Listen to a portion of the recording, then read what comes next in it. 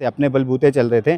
तो अब Bharatiya Janata party RSS को ये लग रहा है कि भाई इसको अब रास्ते से हटाओ, वहाँ पे क्यों नहीं भेजें। आप देखेंगे किस तरीके से जब स्टेट में जहाँ पे इलेक्शन होता वहाँ पे ईडी सीबीआई इनकम टैक्स का रेट छापा पड़ता था। ईडी सीबीआई तो निष्पक्ष है ना सर? कुछ नहीं निष्पक्ष है। आप जिस तरीके से बता रही है ना, ये सिर्फ हम आम जनता के लिए कहने के लिए है। निष्पक्ष होती ना निष्पक्ष होती ना तो इस तरीके से नहीं होता कि विपक्ष के ऊपर ही सत्ता में नहीं है और उसके ऊपर ही छापा पड़ रहा है। जो जिस तरीके से औकात में रहने की बात कर रहे हैं ना, ये बिल्कुल है, ठीक है, सही कह रहे हैं वो कि औकात में भाजपा को रहना चाहिए, क्योंकि सरकार में आप हैं।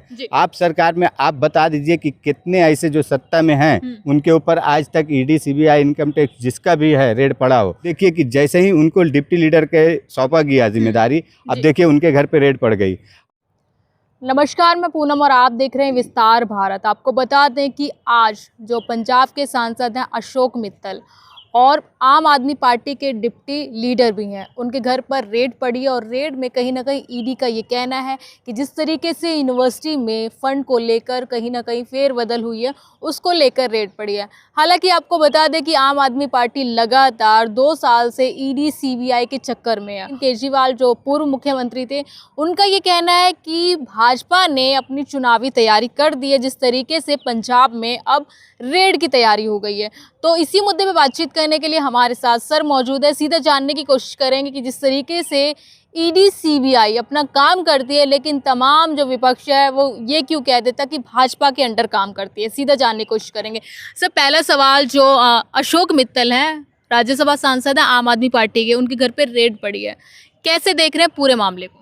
देखिए ये है ना, अभी सबसे पहले तो इसमें ये हुआ है कि आप देखिए अशोक मित्तल के ऊपर क्यों रेड पड़ा, और ये इसलिए पड़ा है क्योंकि राघव चड्ढा वो अपने तो बीजेपी के हिसाब से जो कर रहे थे, काम कर रहे थे, क्या हो गया था, पूरा जग जाहिर हो गया कि पूरा देश जान चुकी है कि हाँ वो किस तरीके से क्या कर रहे थे।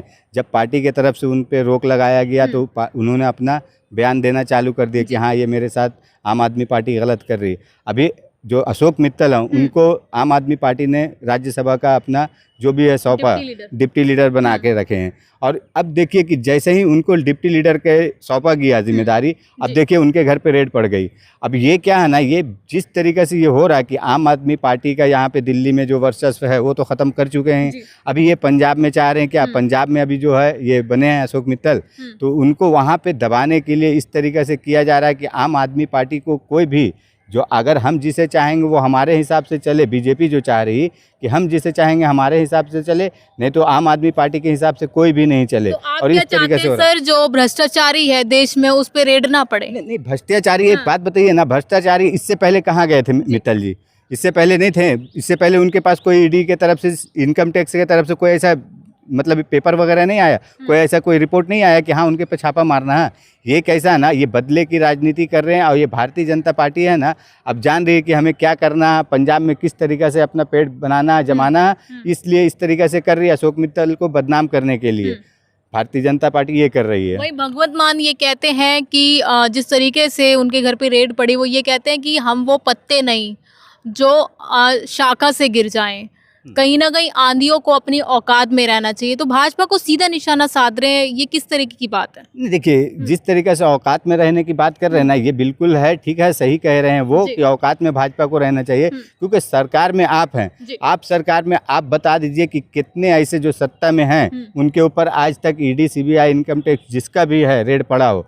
कहीं कभी किसी पे नहीं पड़ेगा, पड़ेगा तो विपक्ष के ऊपर ही पड़ता है। तो आखिर क्यों पड़ता है? इसलिए तो उन्होंने साख से पत्ते का जो सवाल किए हैं कि हाँ हम उड़ नहीं सकते, गिर नहीं सकते हैं, आप लोग जो चाह रहे हो। तो सही है, उनका तो सही जवाब दे रहे हैं कि हाँ ये भारतीय जनता पार्टी अपना जो गुंडागर्दी कर रही है हर एक इंस्टीट्यूशन के साथ, तो वो उसका बदला ले रही है भारतीय जनता पार्टी। क्या अरविंद केजरीवाल अभी जो शराब घोटाले से रिहा हुए हैं, फिर से एक मुसीबत आ गई उनके पास? देखिए शराब घोटाले से रिहा हुए हैं तो इसी से तो खुला इनका जो राघव चड्ढा का था, राघव चड्ढा का पोल उसी में से तो खुलना कि हाँ देखिए वो रिहा हुए हैं। उसके बाद किस तरीके से राघव चड्ढा ने कोई उनके लिए बधाई तक नहीं दिए, जबकि अरविंद केजरीवाल जब छूटते हैं तो वो रोने लगते हैं मीडिया के सामने। फिर भी राघव चड्ढा को नहीं पता चला कि हाँ भाई हमारे जो बड़े नेता हैं वो रो रहे हैं। तो अब देखिए ये राघव चड्ढा या आम आदमी पार्टी का ना ये सब खेल हो रहा ना, जो ये भारतीय जनता पार्टी चाह रही है ना कि जिस तरीके से हम चाहते थे आम आदमी पार्टी को चलाना वो नहीं चला रही है करके अब इन लोगों को सबको जेल में धीरे धीरे डालना काम चालू कर चुके हैं। क्या जिस तरीके से आज पंजाब के जो राज्यसभा सांसद अशोक मित्तल के घर पे ईडी पड़ी है, क्या ये पूरी जो साजिश है या पूरा जो प्लान है सोचा समझा है, कहीं ना कहीं आप इसे कह सकते हैं कि चुनाव की वजह से किया जा रहा है? क्योंकि अरविंद केजरीवाल तो ये कह रहे हैं कि चुनाव की जो तैयारी वो भाजपा ने कर ली। आप क्या देख रहे हैं? नहीं, ये बिल्कुल सही बात है ना। चुनाव की तैयारी की है ना भारतीय जनता पार्टी ने। आप बताइए ना, क्या ऐसा बात था कि अशोक मित्तल के ऊपर आप रेड मारने वाला काम करा दें, और क्यों गए भाई? और अभी आप जाइए देखिए कितने स्टेट में इलेक्शन चल रहा है, वहाँ पे क्यों नहीं भेजें? आप देखेंगे किस तरीके से जब स्टेट में जहाँ पे इलेक्शन होता है वहाँ पे ईडी सीबीआई इनकम टैक्स का रेड छापा पड़ता था। ईडी सीबीआई तो तो ये- निष्पक्ष है ना सर? यार, कुछ नहीं निष्पक्ष है। आप जिस तरीके से बता रही है ना, ये सिर्फ हम आम जनता के लिए कहने के लिए है। निष्पक्ष होती ना, निष्पक्ष होती ना, तो इस तरीके से नहीं होता कि विपक्ष के ऊपर ही सत्ता में नहीं है और उसके ऊपर ही छापा पड़ रहा है। जो सत्ता में है उसके ऊपर कोई पूछने वाला, कोई नहीं ध्यान दे रहे हैं। आप बताइए ना, अभी तक का 2014 से अब तक का कितने विपक्ष के नेता पे पड़ा है, कितना सत्ताधारी पे पड़ा है, ईडी सीबीआई इनकम टैक्स चाहे जो भी है, इन लोगों को कितने पे छापा पड़ा है? ये सिर्फ है ना बदले की राजनीति के लिए ये लोग करते हैं। ये एक हथियार बना के रखे हैं सबको। सर अब एक लास्ट सवाल, जिस तरीके से दिल्ली विधानसभा चुनाव से पहले अरविंद केजरीवाल के तमाम नेता जेल में गए, उसके बाद वो रिहा हो गए, अब पंजाब में भी चुनाव है, क्या ये पूरा मेथड दिल्ली वाला अपनाया जा रहा है? देखिए, भारतीय जनता पार्टी अपनाती ही है हर किसी के साथ इस तरीके से, और ये अपनाया जा रहा है। अभी तो ये स्टार्टिंग हुआ शायद पंजाब में, आप देख लीजिए मित्तल जी के साथ, और इसके आगे भी अभी देखिए किस तरीके से होगा। वहाँ पे और लोगों के ऊपर भी कार्रवाई होगा आम आदमी पार्टी के, क्योंकि देखिए भारतीय जनता पार्टी जो है, भारतीय जनता पार्टी और आम आदमी पार्टी जानते हैं कि कौन है ए बी टीम लोग बोलते हैं। लेकिन अब देखिए क्या हुआ ना कि जिस तरीक़ा से आम आदमी पार्टी अपना वर्चस्व जमा चुकी थी और अपने बलबूते अरविंद केजरीवाल चल रहे थे कि जो बीजेपी आरएसएस से उनका कोई लेन देन नहीं कर रहे थे, कोई बातचीत नहीं कर रहे थे, अपने बलबूते चल रहे थे।